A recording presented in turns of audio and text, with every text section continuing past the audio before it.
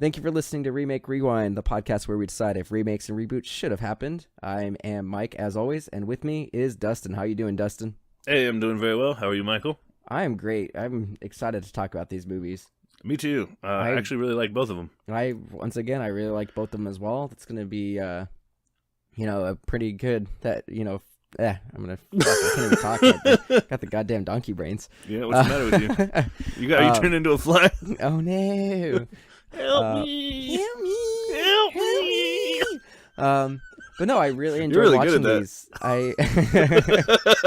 I've never seen either of these. I have, seen bits and pieces of the 1986 one. Like you see, Jeff Goldblum's like internet pop culture celebrity. Like everybody loves Jeff Goldblum. So you see like memes of him in his like fly getup every once in a while. But yeah, I was impressed with both movies. I had a lot of fun watching these. Yeah, I saw the 86 one. I think the first time I had seen it was like on television, like with commercials and stuff as a kid. And I remember it being just like fascinating and really creepy and really weird. It was really creepy. This time through, it definitely held up to that. As an adult watching this fully for the first time, like I said, I'd seen little bits and pieces of it. I definitely remember like seeing the part where he's like mostly mutated and he's like walking on the walls and stuff like that. Yeah. But this movie really creeped me out. I watched it at 8 a.m. yesterday. Wow. It was bright and sunny and it still creeped me out. Yeah, man. Like, I don't know. I think it's so creepy because like as Seth Brundle is like turning into a fly, he's got like such a weird acceptance of it, like that scene where you mentioned where he's crawling on the ceiling and he's like looking down on her and he's, she's been kind of watching him change like, the whole I'm getting time. pretty good at this. And he's like, hey, I'm getting pretty good at this. And then he like lifts up his shirt. He say, look at this. What's this? I don't know. It's horrifying.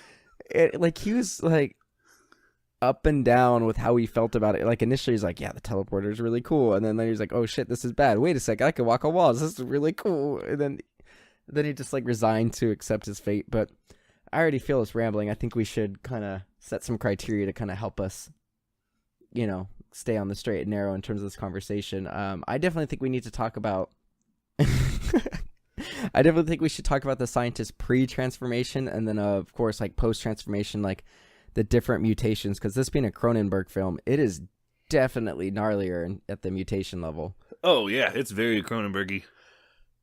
He really gets all Cronenberged up. And then I also kind of want to talk about like how the loved ones react. So his wife in the original one, his child, his brother, and then in the new one, Geena Davis's Veronica's character, his kind of girlfriend, how they react to this whole thing. I think at the time Jeff Goldblum and Geena Davis were a couple. They were really? married or something like that. Yeah, like during the filming of this movie. Huh. I didn't know that. I think they separated shortly after he turned into a fly. I understand that completely. Well, Man. one, I think she's too good looking for him in the first place, and two, after seeing him, what he could I don't potentially know, man. become. Did you see that ass? There were some tight buns. But, I mean, this is a very good young Geena. Yeah. With her, like, curly hair. Oh, she looks great. She looks great. She looks great now. All right. So I'm just going to very briefly summarize the 1958, the original one? I think so. Yeah, the 1958 The Fly. This one stars Vincent Price, horror movie, just extraordinary. He's done countless movies in the 40s, 50s, 60s, 70s of just like scary movies. I didn't realize Vincent Price was so huge. Yeah, he's a big guy. I never noticed that either. Yeah. But this movie kind of like just started, and I was kind of impressed. Like I didn't expect something so graphic for a 1950s movie. Like me neither. Just opens up on like a pile of like just a puddle of blood in a hydraulic press, and I'm like, whoa, what the hell's going on? Yeah. And then like the guy calls 911 and is like, someone's been murdered here, and then they call Vincent Price and they're like, we think it's your brother, and he like identifies him by like this long gnarly scar on his leg. Yeah. He's like, yep, that's my brother. And then it's like a series of flashbacks because the like chief inspector police guy was like, yeah, his wife, your sister-in-law, confessed to the crime. And then it just goes to like flashbacks of this scientist Andre creating a teleportation machine, and then having, it took a long time. This was an hour and 40 minutes, and you don't actually see the mutation until an hour and 10 minutes in. But, him going through and playing with it, having like trial and error with the teleportation machine, him having an incident where he has a fly in the machine with him, so he starts mutating, and then ultimately him and his wife devising a way for him to kill himself so nobody knows what happened. Yeah. And then, of course, it ends with like the classic, really famous scene of like this fly with a human head in a spider web. Help me! Help me! Kind of thing. So, pretty simple plot, lots of weird things, a lot of really weird kind of environment. Like, I loved his lab. I thought his lab was pretty cool. The sets were all really cool. Yeah. Like the opening, like the place with the press where they first find him dead looks amazing. It's lit really well. Like, maybe I just watched like a really good HD version of it or something, but it didn't really look super old timey, Like it had a quality to it that was really fresh, I guess. Is how I would. What's interesting, so this movie spawned 2 sequels, and this one was like the only one that was filmed in color. Like that, at least I know the third one might have been, but the second one they went back to black and white. So like this one had pretty good production values, like it had a decent budget. But yeah, it looked really, really good. And like when you get to the lab, like all the weird lights and all the lab stuff. Even the teleportation effect was pretty good. It was almost identical to the teleportation effect in the 80s. With just like a weird light flash and then it's gone. But yeah, the special effects were really good. The mask, like prosthetics, like when he turned into like a fly. The fly head? Looked like a giant fly head. Like it looked really, really good. I was very surprised. I expected it to be a lot more hokey and corny, but no, it was really good. Yeah, I really, really enjoyed it. So I guess we should just dive in talking about, Dr. Andre, was it Delhomme or Decombe? Delambre. This guy is kind of a sociopath. He was kind of a butt, like to his wife and stuff. Well, I get it later on, like post transformation, but it's really weird that they didn't touch on this more. But it turns out Vincent Price's character, I can't remember what his character's name was, Francois. Yeah. Was in love with Helen, Andre's wife, and that didn't really come into play, but. He calls his brother throughout, and like they're very friendly, like they seem very, very close, and him and his wife seem like they're desperately in love. And he has his wife come down, and he's really excited to show her the teleportation machine, and she's super excited about it. But then he starts testing it on animals, which I get, like that's the natural progression of what you're gonna do with this teleportation thing. Ultimately, you want to teleport people, but the first thing he decides to teleport is his cat, like his pet cat. Yeah. And which is pretty fucked up. Like he hasn't. I don't know. I don't have a cat.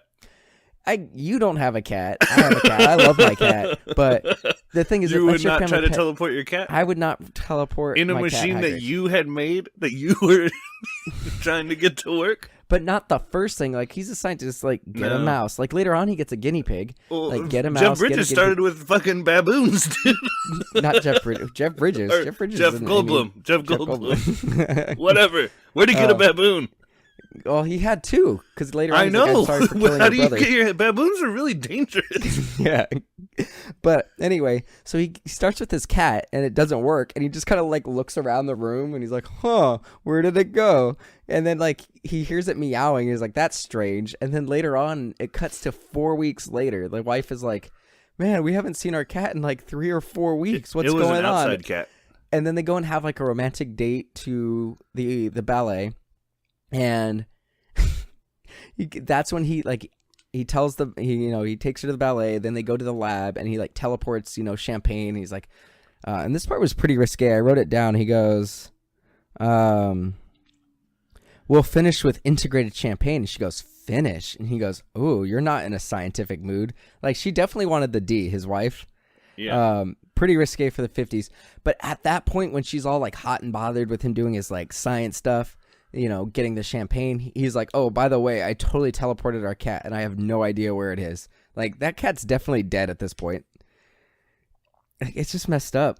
I don't know. I think maybe it was an outside cat. It's fine. It'll come back. It had a name. With like a bird or something. It had a name. And it's running around in the neighborhood. It's probably fine. It's dead. It's probably hanging out with all his probably cat in one friends. of the walls. He's probably got like some cat friends he's been hanging out with. Maybe they went on a little trip somewhere. But then what's fucked up is he goes and says, So he teleports What's the fucked guinea up pig. is that he tells her at all. Yeah, fuck. So this is the chain of events. So he teleports a guinea pig, and it's like successful. And he tells his wife about the cat. She's like, he doesn't apologize. Like, there's no like, I'm sorry, I teleported your cat. But then he goes, it would be funny if life wasn't so precious. What? Yeah. He's fucked up. But yeah, he's just, your classic 50s, 60s, crazy scientist, decides to experiment on himself. The fly gets in. And then he just like puts a sheet over his head and his arm to cover his mutation. And he's like, yeah, that was a little weird. He prints he's just like printing notes to his wife, like telling her not to come in. And then like eventually she comes in and sees the hand and freaks out. And he's like, come back. And she's like, doesn't. Understandably, she doesn't come back right away. But she comes back like the next day. And initially, he's still fairly human. He's sending her notes, but he doesn't want anybody to know what happened. Doesn't want anyone to know about his teleportation machine. Eventually, he destroys it. And then he comes up with like the most convoluted way to kill himself with this press. And like, I get it. Like, he doesn't want any evidence, but a press is just going to flatten things. You'd still see like these weird scaly shell fly head. Yeah. I don't know. It didn't really make sense. It'd still be insect parts, but they didn't, well, it still doesn't look human. Yeah. You're not going to cover it up completely. No. But nobody noticed. But he also thought putting a sheet over it would cover it up. So I guess he wasn't the brightest. Yeah. Maybe he was better at teleporting stuff than he was at, like, doing crime.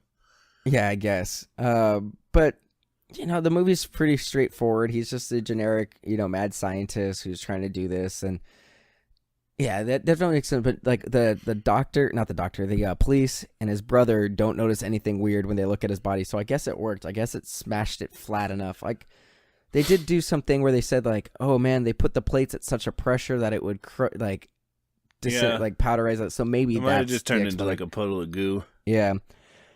So that's it. There wasn't really much to that character other than just being a scientist. He wore the same clothes in every scene except for when they went to the ballet. I don't know if that was a thing. Like the new one said he does it because Albert Einstein wore the same clothes every day. It saves time. Yeah. And I think so. I don't know if that was maybe something that this movie had or if it was just a character thing. I definitely think the new one paid homage to this and then just called it Albert Einstein. Yeah. But I don't know. There wasn't much to him. I think we should just move into the family, like how they did everything. I mean, I think like the wife was pretty cooperative, really. Definitely. She was pretty accepting once she wrapped her mind around it, She was clearly in love with him and wanted him to get better and wanted to do everything she could. Yeah. And then the brother was cool. The brother was cool. The kid was okay. He was trying to help. The kid was funny. Well, he was just he was really excited about finding the fly with the white head. He did find it. He did find it. He found it twice, but he It's like, God damn it! How many times do you want me to find this damn fly? So he says something. So like the nurse kills a fly and she like freaks out and it makes sense. And then later on, the son Philippe finds it and he thinks it's funny and he's like, "Mommy told me to let it go," but then she changed her mind. He's like, "You know how women are." It's like, do you? You're 5 or 6 years old. Why it was a different time. It's fucking chauvinist. Fucking little piece of shit kid. Yeah. Well, they were raising him in the times. Yep, they did. To be terrible. Yep.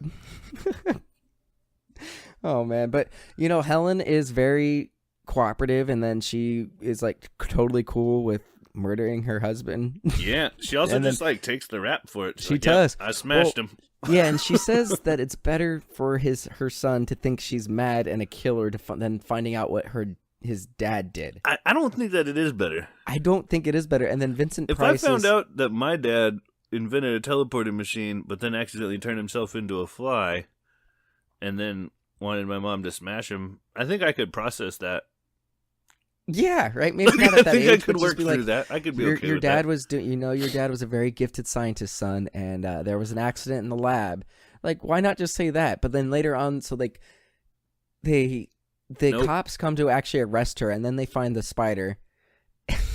They find the spider, and then the cop freaks out, and he's like, "Holy shit!" and just like smashes this fly with a human head and a human arm, which is talking once again. Help me! Help me. Well, you got to kill it, dude. And then that ain't natural at all. What's funny is, so Francois, played by Vincent Price, is like, you just killed a man fly or a fly man, or however you want to put it. And he's like, you're going to arrest my sister-in-law for killing a human fly. You know, this one was speaking like, if she's guilty, you're guilty too. And he's like, oh shit, I am guilty. Let's just call it a suicide. Yep. And they just like cover it up, and then she goes and like they live happily ever after. They go to like a museum or a zoo or something, and then what were they going to do with him? Like, let's say they caught the man. Oh, there's nothing they can do, but you're just going to keep him in like a jar or something. Yeah, Francois goes and tells the son. He goes, "Your father died in the most noble of exercises, trying to find the truth. You know, he's trying to find the truest of truths, or something along those lines." It's like, no, he wasn't. He was really dicking around in his basement and fucked up. Fucking turned himself into a fly. Yeah. Way to go, asshole. It was funny though, because like the whole time, like I guess the wife was supposed to be under like house arrest, but they had a nurse because they were saying she had a psychiatric break, so she was playing it up being like psychotic, and so she was trying to like play that up so she wouldn't have to go to jail. But then the cops were like they were going to arrest her anyway, so you know she played her role. I get what she was doing, but I don't think that's necessarily what was best for the kid. Not at all. Not like, I don't think so either. I don't know. And then it was funny, like, so they spent, you know, a lot of time looking for, so even before she had her break, before a nurse was there keeping her, you know, locked in her room, she had like her housekeeper, and her housekeeper, she tells her housekeeper like, hey, don't kill any flies, like we need to capture them. And then immediately she kills a fly. She's like, what did I just tell you? Yeah. I did like those scenes where she like, I think she did a really good job. And, you know, prior to the 80s or prior to the 90s when acting had some nuance, it was all just quiet mania. And like, I don't think it quite crossed the line. I do feel there was a little nuance. Like, I really do feel like that actress did a good job of having a little bit of restraint, kind of. A little bit of restraint, but then freaking out when she thinks her husband could be dead. And then she sees it. She's like, oh, like she has that like sigh. Nah, it's fine. This fly was fine. You could, good housemaid killing this fly. Oh man.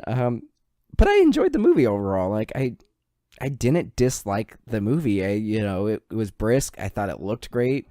And, you know, getting into the fly, I thought that mutation looked it looked like a giant fly head. Like if you just took a photograph of a fly and like blew it up and just cut out the head and wore it as put it in front of you, it looked like that. It looked really good. Yeah, I was fine with it. Like the weird arm was pretty cool too. And like he still had his wits about him for a while. I guess towards the end he started getting like a little angry, and he was still able to operate and set up a press and tell her how to do it. Like, I don't feel like he was completely gone, so I'm confused as to why they decided at that point he needed to die. Yeah, that's true. Like, he still kind of had some humanity left. His faculties left. Although I can't tell if at the end when she starts the press and it goes down, for some reason she walks up to the press. It's like on its way down, which is incredibly dangerous. Like, there's a reason why that control panel is like 10 feet away, is they don't want you to crush yourself. But she like walks up and then he like grabs her. Did he grab her because he was a fly and trying to get revenge and kill her? Or was he just like freaking out and like considered freaking out? But yeah, he almost killed his wife, but she gets out. But overall, I mean, I don't have much more to say about this movie. I enjoyed it. I mean, it was definitely like, you know, a little campy 50s movie. I mean, campy for in a good way. Yeah, like back then it wouldn't have been campy. Yeah. I thought it was just really fun to watch. Yeah, I liked it too. It was, I think it was fun. It went through. I watched it with Katrina, and she, you know, we were making fun of it. You know, we kind of made jokes like when they were looking for the flies, they went to the garbage cans. Like, you know, that was my first instinct, but they didn't go to the garbage cans until the very end when Vincent Price was looking for it. I made the joke like, just leave some poo out somewhere. The flies will come. But yeah, overall, it was a pretty solid movie. I don't really have much more to say about it. No, I enjoyed it. I think we should move on. I think we should move on. You know what we need to move on to, though, right? What? Our sponsor, man. Oh, dang. We got one of those? Yeah, we got one of our sponsors. Tell me about Audible, man. You know all about Audible at this point. Audible is... no, I don't really know that much about Audible. You always do what? Audible. All right. So we're actually offering a free month trial. We've partnered up with Audible, and if you go to audibletrial.com/MDXpods, you just link it to your Amazon account, and you get 1 free month and 1 free book. It's pretty awesome. I've been listening to it. I'm about 3/4 of the way through, and I'm thoroughly enjoying listening to it on my commutes. And the best part is, if I decide that I don't want to keep Audible, I can cancel it and I get to keep the book. So I can listen to it whenever I want, a couple years from now. So it's not like one of those free trials where you do it and then you lose that thing. So it's really, really great. Check it out. And listen, get something for free, and it helps one of your favorite podcasts. Hopefully we're one of your favorite podcasts, but it helps us out, and we get paid a little bit. So check it out, guys. Thank you. All right, Audible. All right. So now we're going to talk about the 1986 Cronenberg remake, The Fly, starring Geena Davis and Jeff Goldblum. Jeff Goldblum. I totally forgot his name for a second. Goldblum. That's weird.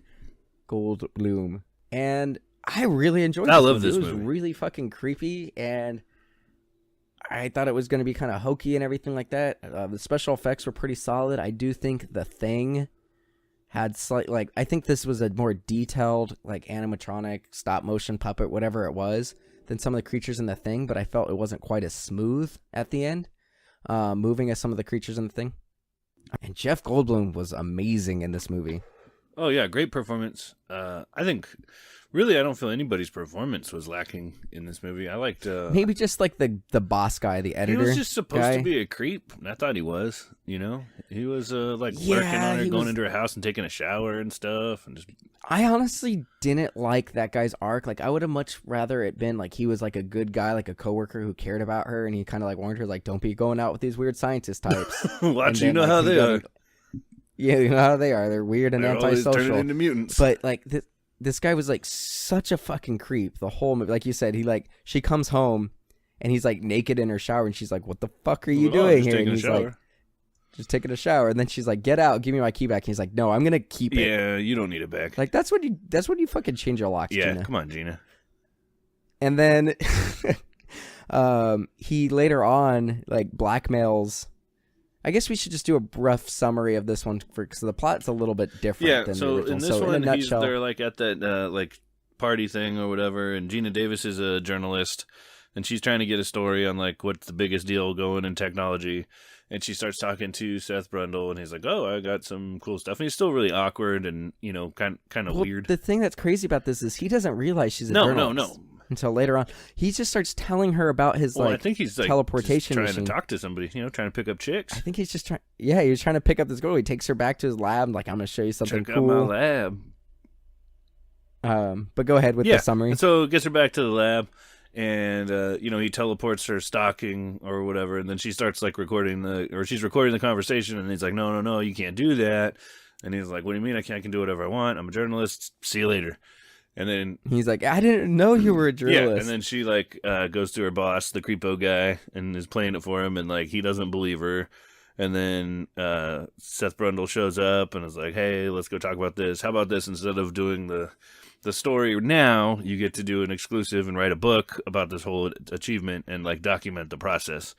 And so they kind of do that, and they're starting to fall in love a little bit. Their relationship begins blossoming, and they're he's doing it to her and stuff, and learning about doing it to her. And that helps him make his computer better to teleport living Yeah, there's things. something he rolls over in bed and he has a fucking microchip that gives him a Wolverine stab. He's got three, not just cuts, but that's why you stabs in cannot his leave back. microchips laying around, and No, you shouldn't play with don't do microchips it. in bed. No. Same with Keep eating your in bed. toys out of the bed. Keep your chips and your food out of the bed. That's how you get ants and cuts. Yeah. So what's funny is, whatever, she says something, he's like, "Oh, that's what it is," and he figures it out. And then he does a baboon, and it comes out inside out, which is fucking awful. Yeah. He just kills this baboon. I mean, it's gruesome too. The inside out baboon is disgusting. Yeah. So eventually he figures out how to do it. He's wants to celebrate, but in the meantime, while he's talking, someone slides an envelope in the door, and it's a magazine cover, and the editor guy's like, "I'm going to publish the story anyway." So Geena Davis leaves to go confront the guy, and he thinks that she's leaving to go fuck the guy for some reason, even though she's given no indication that she's into None him at all or anything like that. Then Goldblum gets all drunk and jealous, and he's looking at the baboon that he was able to teleport, and he's like, "Oh, you made it. You were fine. I'm going to do it." And then I would never ask you to do something I wouldn't do myself. But that's the point of having the baboon. is that I would It's ask to you make sure to it's do safe. something I wouldn't do myself. Yeah. I'll make you do it. So then he transforms, or he teleports with the fly in there, and later on he bangs Geena Davis again, and it's like the best banging that they ever He's had. a good banger at that point. He's a good banger all of a sudden. Wait. Let's go back to this baboon. Like, why baboons? Yeah, why not rats? Baboon or less dangerous Bunnies. monkeys. Yeah, like baboons are incredibly dangerous. I remember there was like an episode of Ren and Stimpy where they were like trying to get like some hog jowls off of a windowsill, and guarding that windowsill was a fucking baboon. No, Do you remember that? Are terrifying. Maybe... No, I don't remember that, but baboons are terrifying. This is like the scariest baboon ever. And it was a the cartoon. Other thing that's crazy is what's insane though is for whatever reason he needs to go into the teleporter naked.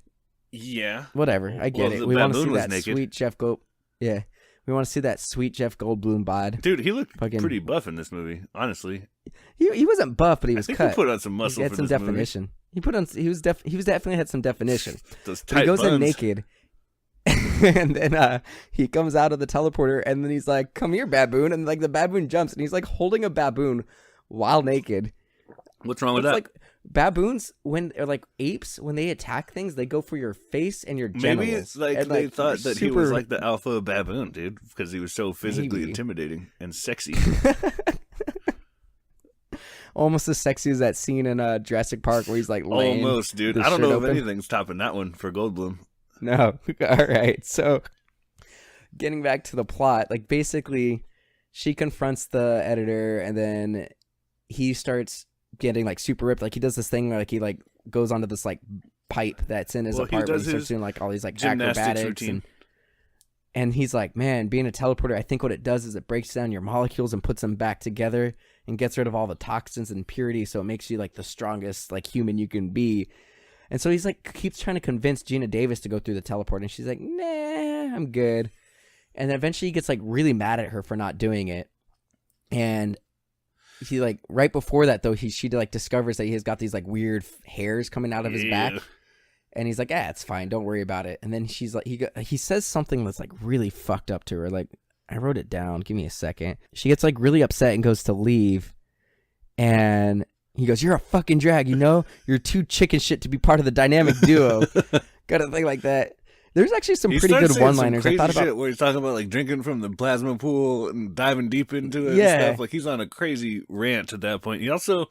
Like, I like the way they started, like, that subtle transformation where he's, like, filling up his coffee with, like, way too much sugar. Too much sugar, yeah. And she's like, would you like some coffee with that sugar? His skin looks all horrible. Like, he's all rashy. Yeah, he starts getting, like, acne and stuff like that and, like, the little hairs.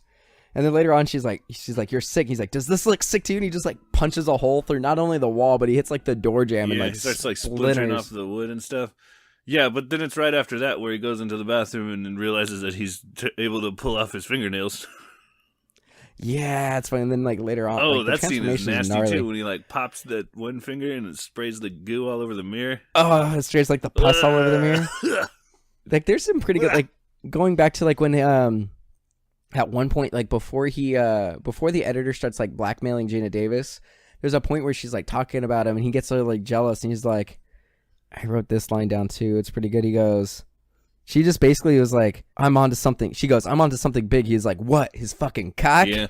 Kind of thing. Like, and then later on, after that thing, when he basically just threatened her, he goes, listen, like, why don't we just have sex? Just some stress relieving sex. Let's leave the romance out of it. Like, this guy's a fucking creep. He's a total creep. Like, I just remember this line. He's been a creep the whole time. But eventually, Jeff Goldblum starts going crazy. Like you said, Geena Davis is like, I'm done with you. Fuck it. Like, I'm out. So he goes to like a bar and like tries to pick up a chick, and then like this guy comes up to him and is like, that's my lady, and he's like, I'll arm wrestle you, and he like gives him a compound fracture, and then like the lady is kind of like, okay. He takes her back to his apartment, like raw dogs her. And then like the next morning Geena Davis is there. Like it's the same day as the fight. He's trying to drag her into the machine, like the bar girl. Oh yeah, he tries to bring like the bar girl he just wants somebody into else the to go through the machine. And she's like, no, I'm scared. And he's like yells at her, but then Geena Davis comes and she uses like the tagline from the movie is like, be afraid. Be very, very afraid. And then it just goes from there. Like he just starts mutating even drastically, starts getting like the weird like boils, his skin's all falling off. Well, they do it like really well though. Like where he's like throwing up on the donuts. Like I don't know. I like that slow kind of progression. Yeah, and then eventually he goes full on, like starts going crazy. Geena Davis finds out she's pregnant, and she goes to the editor guy for some reason. He like, this was Well, that after guy's Roe got the v. hookup Wade, on so abortions. but this is like after Roe versus Wade. Like, why can't she just go get an abortion? Why does she need in the middle of the night, dude? Right, but well, she tells him about it once, and then it's like a day later, and it's like, just go get it. But she has this like weird dream that she births a larvae. Are they? Yeah. Oh, okay. I didn't realize they were in Canada. Okay, never mind. Roe v. Wade has nothing to do not with Canadian Canada. law. Okay. So he they go through and he finds out, like, she goes to tell him that she's pregnant and gonna get an abortion, but she kind of chickens out because he's like gone even more drastic and he's kind of like out of his mind and he's all twitchy. He's doing this like weird head twitch and stuff like that. But he like overhears her talking to like the dick guy. I mean, like, let's just go get that abortion. I need it out of me now. So he like follows them, jumps through like a window, abducts her, and then it's just like they fight. And the dick editor guy goes to like rescue her for some reason. Like, and this is the problem. The major problem I had with the movie is like he becomes like the hero of the movie at the end of the movie. Like, he goes to like rescue her. He gets like, you know, disintegration juice like on his hand, like digestive enzymes. fluid on his the digestive enzymes on his hand and his foot. He's able to manage to use a shotgun one-handed and like shoots these wires that causes like the teleportation machine to like merge with Brundlefly. And he ends up like saving the day. And I did kind of have a problem with him being like a hero at the end of the movie. But that's, I mean, he's still a piece of crap. Like, I don't. He's feel still like a piece he really of crap. Redeemed himself, like, you know, No, I just feel like weird that Geena Davis constantly kept going to him. Like, I don't feel like he's a guy that you would go into. Like, he's definitely gonna want sex. Well, yeah. On. I mean, they like, said they were together before. Like, you. she was his professor or something like that. Like, they had a pretty weird, fucked up relationship. Yeah, but like, it's definitely gonna get weirder and more fucked up because he's gonna be like, I lost a hand and a foot. Yeah, he's gonna like, totally lord that over her for the rest. He's of gonna her do life. that. Like, that's just the character. Like, you know, we are not saying that he deserves sex because he lost a hand and a foot. We're not saying that. We're saying based off how this character acts, he's gonna expect it. So don't get mad at us. We're not. I would not sacrifice a hand or a foot for most women. Maybe one or the other, but not both. I don't know, man. Like my wife, yes, but the rest that's a short list past her. Yeah, I agree. But so I guess my mom. Let's talk about Brundle real quick. So Brundle was like this super socially awkward kind of guy. He had these like weird tics. He wore the same outfit every day, and he explains that he does it because Einstein did it, and he doesn't have to worry about thinking about what he's gonna wear. But he's like really excited to share. Like, he's obviously lonely and very excited to share his discovery with somebody. And if that someone happens to be as beautiful as Geena Davis, yeah, I'm gonna show her my machine. Yep. And then his actual machine. Yeah. The teleporter pod. Yep. So, you know, there wasn't much to him, just a socially awkward guy. You know, he's very articulate and, you know, weird. He had like these, you know, he was Jeff Goldblum. He had like, you know, how he talks and has mannerisms these, like, and stuff. Really long, his mannerisms and tics and everything. And then he goes into being the Fly. And I guess let's talk about the Fly, and then I guess we can talk about Geena Davis. It's like how she reacted later. But this Fly, like you said, subtle transformation. Initially, you know, he is stronger, faster, more potent in the bedroom, more vigor. He had more vigor. And that's the word I was looking for, the vigor. And he, you know, he thinks that he's stronger and more powerful and everything like that. And then he eventually gets to the point where he, like you said, at first it starts off with just kind of like a skin rash and some hairs. And then he starts getting kind of like wrinkly. And then he starts losing parts. And then eventually gets to the point where he just kind of looks like this weird sack of skin. And he starts losing his teeth, his ears. His teeth fall out when he's using the computer. Like, they just fall on the keys or on the keyboard. And that's why his voice wasn't working. So he had like everything he had was, he was also kind of paranoid even as a human. Like when he was at the event, he was telling her and he's like, no, I need to talk to you at my lab because all these people will try to steal my secrets. And then like his computer is like voice activated. Yeah. Which, you know, so he's super paranoid. But, you know, and then once at the final, you know, battle or the climax of the movie, he just like sheds his skin, and then he's just literally a giant fly without wings. There was no wings, but he was just like a giant fly. I mean, he was just like a without giant wings. mutant. It still was kind of humanoid. But I think what this, But it was like, fucking creepy. this one does better is, like, in the original, you know, there's like two half fly, half human entities. Yeah, and in this one, things. it's the fusion of the two. And I think this, like, metamorphosis kind of gives you more of, like, the fly, like, while it's like a tiny thing compared to a human, like, they've been fused on a genetic molecular level. So, like, that fusion starts, like, manifesting in a lot more creepy and creative ways. Right? Like, I mean, like, his mind is changing. Like, the way he thinks his mind is changed. So changing. the way he wants the food, the way he thinks, like, eventually, like, he's, like you mentioned earlier, he's kind of excited about it initially.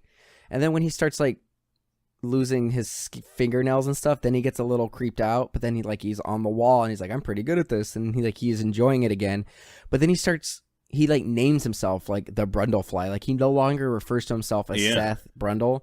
He is Brundlefly. And then even his computer says Brundlefly. And he starts slowly, it's weird because, like, in the original one, like, they say he's starting to get more of a simplistic, more instinct-based mind, and in this he kind of says the same thing, but eventually he gets this like weird thing where he wants to not cure himself. Like, initially he's like, oh, tries to find a cure, but like he's like, oh, if I have like another human and a human, maybe it'll be human. There will be more human. Like, I think the goal is like to minimize the fly. Like, yeah, but then eventually he just is like, no, I'm gonna keep myself the way I am, and I'm gonna take Geena Davis and who's being pregnant. At this point, he knows he's pregnant, and we're just going to have the most modern family by having all of us as one entity. I think that's just him rambling at her, but still sticking to the more human means less fly plan.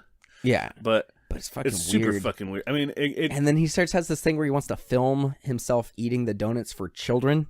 Like, hey, kids, this is Brundlefly. Like, and he describes what's going on, and then he just like vomits on these donuts. Oh my god, it was so weird. Yeah, and I mean, I think that the mental transformation, like that part where he's asking her, like, you know, are you familiar with insect politics?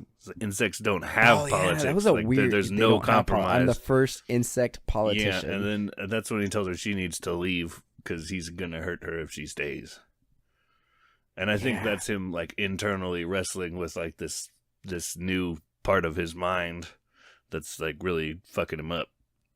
Like, if he doesn't get what he wants from her, he's just gonna fight her. Yeah, he'll just kill her. That's what insects would do. Yeah.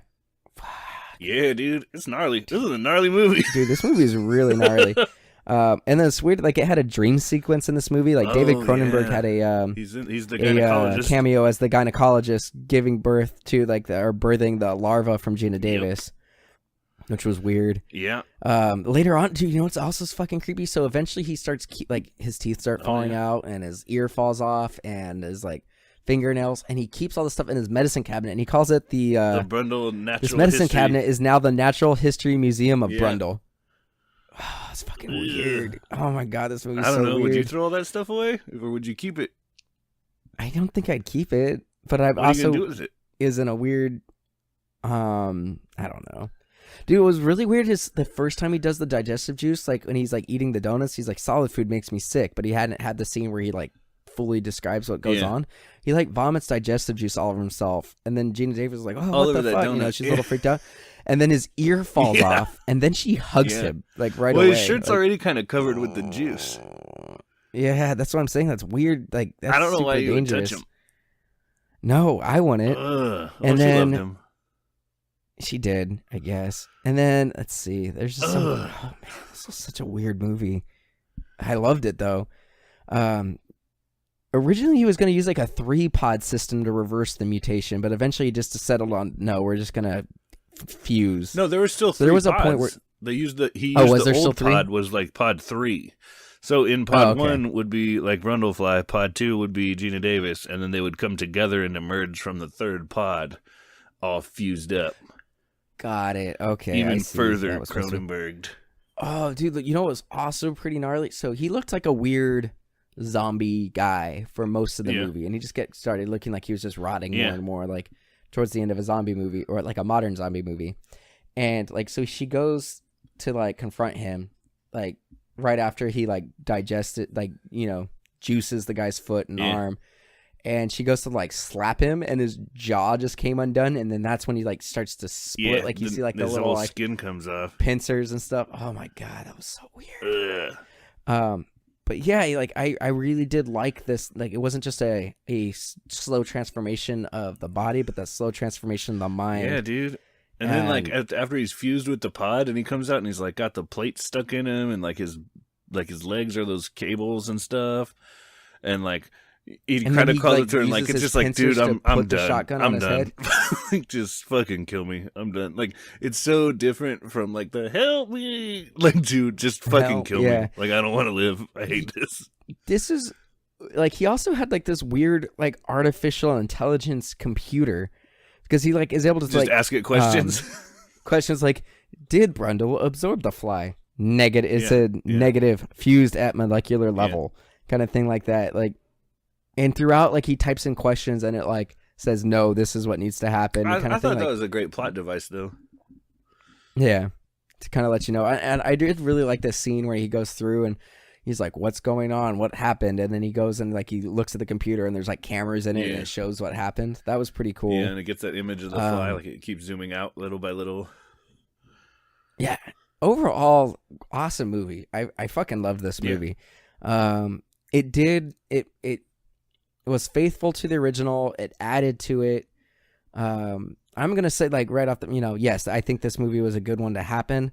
Apparently, they're remaking this again. There's gonna be another Fly movie coming out in the next few years. I feel like it's gonna do what they did with The Thing and end up being more like the 2011 was like all CG and really bad CG.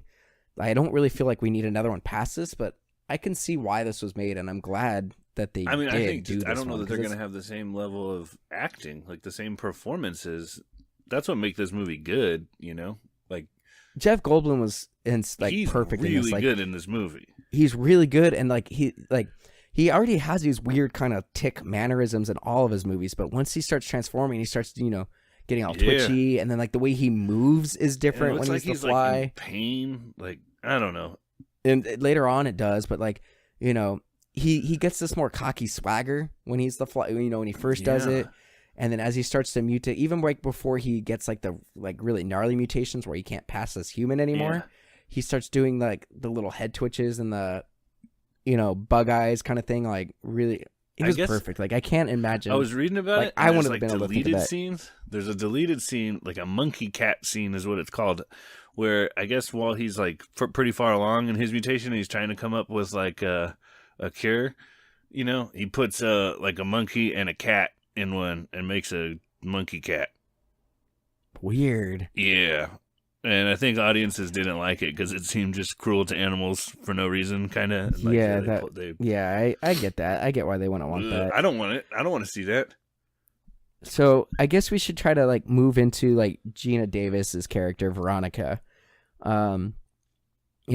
Initially she was out to get herself, but she saw, she was entranced with Brundle, fell in love with him, and was like willing to work with him and like wanted to be there for the very, very supportive. Even after the initial teleportation, she was like, I think we should test it out a little bit more. I still think we should check out that baboon, but really supportive. Well, and even after he was like violent towards her, he was still pained and wanted to help she loved him. The other thing too is that what goes unresolved is what happened to that baboon. The one that was still alive? I'm assuming that he's dead, and that cat monkey thing was that you one. You don't think he was just Brundlefly chilling out with his little baboon buddy? No, I'm pretty sure that monkey's dead. How do you presume that it died? Well, because you said there was a deleted scene. Well, no. Where they made a monkey cat. Like in the continuity of the film, like, do you think he just killed it, or he stopped feeding it? I'm sure he would have just killed it and ate it, or experimented on it, and they just cut it. But yeah, she, and she's pregnant, like that. The way she feels, like that's the exact, like she's completely right to react the way that she did. Oh, dude, yeah. I mean, I think the whole her pregnancy thing, like I know for sure that this movie had directly influenced my wife's thoughts on pregnancy and childbirth. Very negatively. Yeah. Shit. Yeah, it's horrifying. Dude, that maggot birth scene is terrifying. And then also, Terrifying. like, And she's then- thinking about, like, she goes to see him. He's totally a monster. And that's when she comes out and she's like, I want an abortion now. I want this out of my body. And, like, that creepo dude is like, well, I don't think you're in any state to make this kind of decision. And she's like, fuck you, dude. I want this out of my body now. And, like, it's horrifying. And then she like tells it's a very sympathetic when they're like moment. telling the doctor, she's like, mutations can happen after. I know things that you don't know. Just get this fucking thing out of me, kind of thing. And even after, like, when she goes, like, she's still very conflicted. Like, when he puts the shotgun on his head and she's got it in her hands and she's, like, trembling. Like, initially she doesn't want to do it. And she, like, steps back and she's, like, in deep pain and then she does it. You know, I was impressed with, like, I felt like this relationship was real in this movie. Yeah. Like, I think they did a good job getting it together and the pacing they had. This movie wasn't very long. This movie was only a few minutes longer than the original one. I mean, if I turned into a gross fly monster, I hope that my wife would have the fortitude to kill me. I know Katrina would kill You wouldn't me. even have to turn into a fly. Aw. Aw. But yeah, I don't have much more to say about it. The guy, we've already, the dickhead boss guy, we've already talked quite a bit about him. Although at one point he was kind of a dick, and he was like, "Do I have the permission to claim your body when he kills you?" Yeah, what is that? Fuck. What? Why would you say that? I don't know, dude. This guy's a terrible person, and I hate him. Yeah, I don't like him very much either. But other than that, I don't have anything else to say about this movie. I thoroughly enjoyed it. I never had seen it before, but I kind of want to watch it again already and just kind of. There's I'm a sure sequel. there's things There's that I The Fly missed. 2. With Eric Stoltz. He plays the Yeah. son of Brundle, and like he mutates Oh, yeah, later he does. on. I haven't seen the sequel. It's kind of gnarly. It's not nearly as good, but I mean, Yeah, I mean Eric Stoltz is not as good. no. He couldn't even keep Back to the Future. They booted Thank him. God. Yep. Michael J. Fox is way I'm better. about to go see Back to the Future this afternoon. Oh yeah, you're gonna go to that thing with the bar, the beer, and the Anchor Back to Stadium, the Back to the Future. Future at the Balboa Theater Man, I'm in jealous, San man. Francisco. 3 beers, 3 special beers, one from the past, one from the present, and one from the future, which means you get drunk later. No, I don't know what it means. Oh man. Anyway, I enjoyed it. I think we're just rambling at this point. I think we should call it a All day. right. Really enjoyed watching these movies. I think everyone should go out and watch these movies. But thank you guys for listening. If you guys can do us a big favor, like and share us. Share it with your friends. Put it on Facebook. Put it on Twitter. Tweet out our episodes. Please write reviews on Apple Podcasts. That's what it's called now. It's not called iTunes. We've already got 21 reviews, all 5 stars. So thank you for those of you who have already gone through and wrote reviews for us. Check us out on Instagram and Twitter at MDXpods. You can also check out Patreon. I'm going to actually go through and redo some stuff. I've been lacking. I'm not putting every episode on there, so I need to go through and add some stuff. But, check it out. Help us out. And other than that, support our sponsor, Audible. Other than that, thank you for listening. Yeah, thanks a lot, everybody. All right, take it easy, guys, and we will get to you in a couple weeks. Later. Bye.